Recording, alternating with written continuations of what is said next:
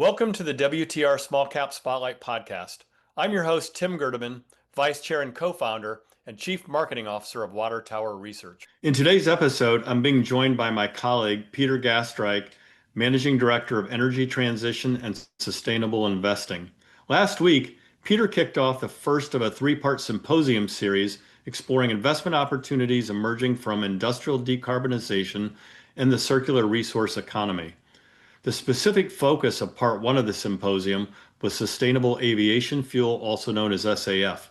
Just prior to the conference, WTR published Peter's focused report titled Investing in SAF, Navigating Players, Policy, Economics, and the Multi-Decade Growth Case. Today we'll discuss key takeaways from both the conference and Peter's report. So with that, Peter, good morning and thank you for joining me. Morning, Tim. It's great to be here. So, Peter, let's start out with the big picture. SAF has been getting a lot of attention, but for investors who are just getting up to speed, why does this sector deserve their attention right now? Okay, thank you. Well, from an investor perspective, SAF is an intersection of mandate-driven demand and constrained supply. Aviation just doesn't have a realistic alternative to liquid fuel for long-haul flights when it comes to decarbonization. Batteries and hydrogen are not there for some time for short haul flights, and it may never be there for long haul flights. So this is the solution. Meanwhile, you have governments worldwide that are locking in blending mandates that are requiring airlines to use increasing amounts of SAF. Yet today, SAF accounts for a tiny fraction of global jet fuel. So that gap between current production on one hand and what regulation will require on the other hand is what makes this one of the most compelling long-duration growth stories that we have in clean energy. The great irony that we're having this conversation right now, Peter, is that multiple airlines have pre-announced earnings already, where they're likely to miss not only the quarter, but possibly even the year because of jet fuel costs. So again, very, very timely. So moving on, I'll begin my next question with a shout out to management consulting firm Kline Company, which, as you know, I'm a proud alum of from way back in the day. Your symposium included Ruela Menezes from Kline Company, one of the leading expert speakers on SAF. What were the key takeaways you would point out to investors from your conversation with Ruela?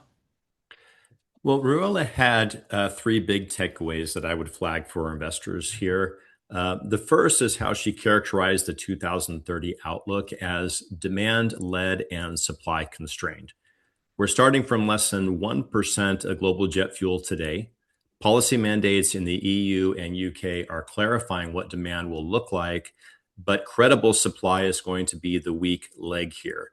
So according to Kline Company, SAF will remain a premium, compliance-driven market and will not become a commoditized market for the foreseeable future. The second point from Ruela was the near-term story here is really about HEFA, which is the hydrotreated fats and oils feedstock process. So because that's really where the proven technology and the existing feedstock supply actually intersect. But HEFA alone cannot scale to meet the long-term demand. And Ruela was clear that beyond 2030, the pathway shifts toward alcohol to jet and eventually to power to liquid. Third, and this framing really, stuck with me, she described the longer term outlook as structurally bullish, but highly pathway dependent. So SAF will remain the centerpiece of aviation decarbonization, but the companies that succeed over the long haul are those with the right feedstock positioning and the ability to evolve their technology profile over time. So that has direct implications for how investors should be evaluating the companies in this space. So I know, Peter, your report also highlights a significant shift in the policy environment. I'd be interested to know what is changing and what were the broad takeaways from the conference participants on that subject. Well, the regulatory picture, Tim, has really cleared up considerably, and there was real consensus across our participants that policy momentum is the strongest that it's been really in years, if not ever. So two things stand out. The finalized RVO, or renewable volume obligation, restores industry utilization above 80%. This is a critical fix where the prior mandate had triggered bankruptcies and reconversions because utilization rates were so low. And the shift within 45Z from a blender to a producer tax credit directly rewards U.S.-based producers using domestic feedstocks. That aligns incentives with energy security. So participants were unanimous that this is a good policy. The caveat here is that SAF and renewable diesel compete for the same feedstock pool, and higher RVOs tend to tighten that. So refiners can switch between the two, so investors should monitor whether SAF price premiums hold as that competition intensifies, Tim. Great. So one of the more striking elements of the report itself is the geopolitical angle. And I know you've asked the symposium participants about the implications for the SAF market from the Strait of Hormuz crisis. What did you learn from them? Well, yeah, there was indeed, a striking alignment across all the participants, and that is that the crisis is accelerating an energy security conversation that was already underway, and it is unambiguously favorable for domestically produced SAF over the longer term. The SAF to jet fuel price spread has been narrowing as conventional jet fuel gets more expensive. This is positive for SAF competitiveness. The near-term offset is that HEFA feedstocks track crude prices too. So input costs rise alongside the broader energy complex here. So the more durable takeaway was about resilience. So participants described a rapid surge recently in inbound interest from airlines and governments globally, all asking how to build longer-term strategies to avoid this kind of disruption. That conversation is no longer really, theoretical. And for example, on the U.S. West Coast, where jet fuel has been imported for years, physical supply is a real risk now. So the consistent bottom line here across all the companies and the CEOs is that the domestic producers using domestic feedstocks are structurally insulated from these disruptions in a way that imported fossil jet fuel, just isn't. So ultimately, this geopolitical, volatility that we have could arguably be pulling the longer-term demand curve for SAF forward. So the report profiles 11 companies across a range of technologies. Can you walk us through the main production pathways and how they actually differ? Well, the most established is HEFA, which we've discussed, and that's, again, is the hydrotreating of waste oils and fat oils into jet fuel. This is proven commercial and it's already operating at scale. Next, you have alcohol to jet, which is converting ethanol into SAF, which is especially promising, given America's enormous ethanol base. Then you have pyrolysis, which breaks down waste plastics or woody biomass into an intermediate oil that gets upgraded to jet fuel. And finally, power to liquid, synthesizing fuel from green hydrogen and captures CO2. This is very low carbon, but also very expensive and is being pursued more in Europe.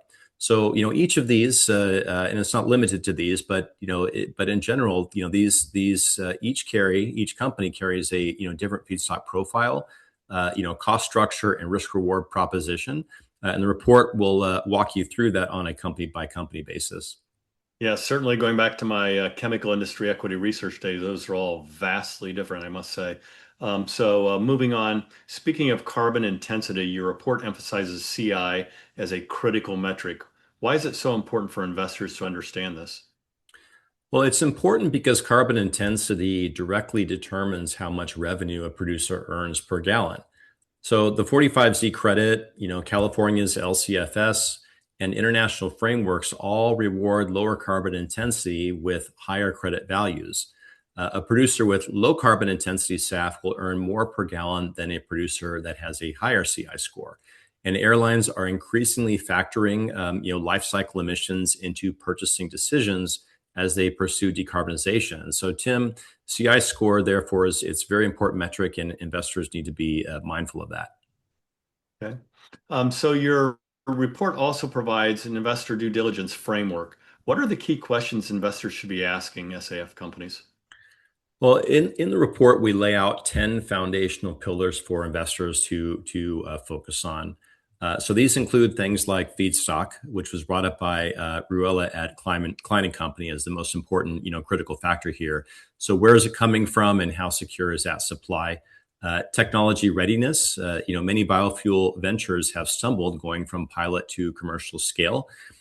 Carbon intensity validation. How are scores calculated, and are they third-party verified?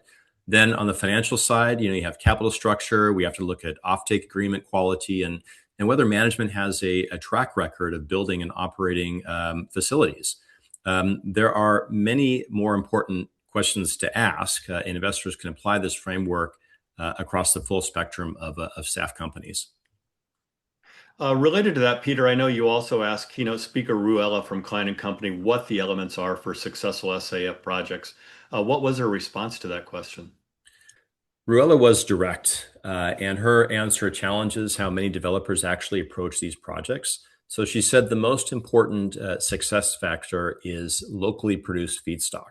So that drives you more than half of the cost of SAF production, determines your carbon intensity score, and sets your margin structure. So get that wrong, and the project is going to fail. The sharper point here was really about sequencing. So most developers pick their technology pathway first and then search for a feedstock to fit. She argued the reverse. So, map your available feedstock first, then decide which pathway makes sense. That's a useful diagnostic for investors evaluating those early stage companies. The other two pillars are, policy alignment, build where incentives are strongest, and offtake quality, specifically distinguishing real contracted agreements from the many MOUs that are circulating that don't carry the same weight. Near term, HEFA and ethanol linked alcohol to jet have the clearest path to commercial scale, according to Kline. Longer term, the biggest potential lies in projects that move beyond feedstock constraints altogether.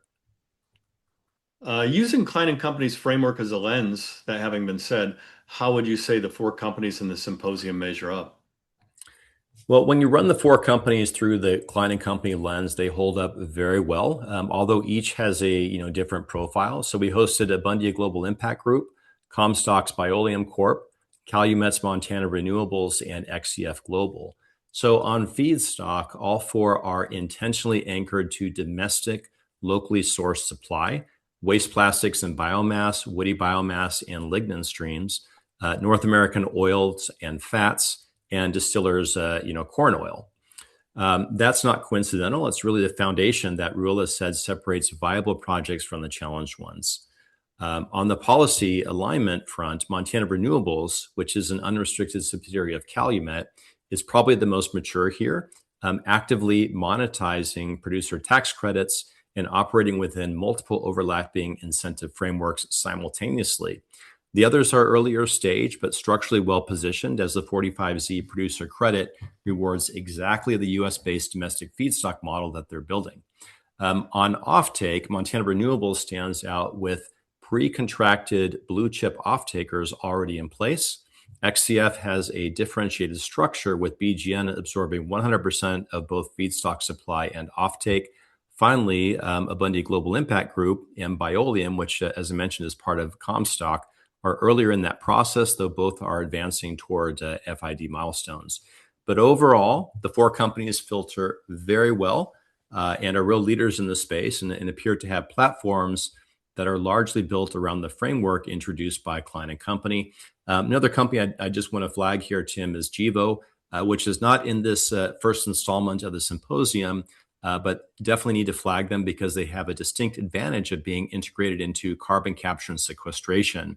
And because of integration, that's why they will be in our second episode of this symposium in a few weeks, which is going to be focusing on CCUS. And from here, I would say that, for investors who want to dive deeper into SAF, of course, start by listening to this new symposium. It's very punchy and it's a good place to get a start. Then you can go directly into the WTR website where we have built substantial due diligence packages on all of these companies that will be very helpful for investors. That's awesome. Thank you, Peter, for those insights from your circular carbon focus report and symposium. And for our listeners, be sure to check out the full report at www.watertowerresearch.com and listen to part one of the WTR Symposium series Circular Carbon podcast. Thank you for listening, and don't forget to subscribe, as well as visiting www.watertowerresearch.com to stay up to speed on the company's small cap written research reports, podcasts, fireside chats, industry-specific symposiums, and conference schedules. We will see you next time for another edition of the WTR Small Cap Spotlight podcast. Finally, a special thanks to the producer and editor of the podcast, Krista Fitzpatrick.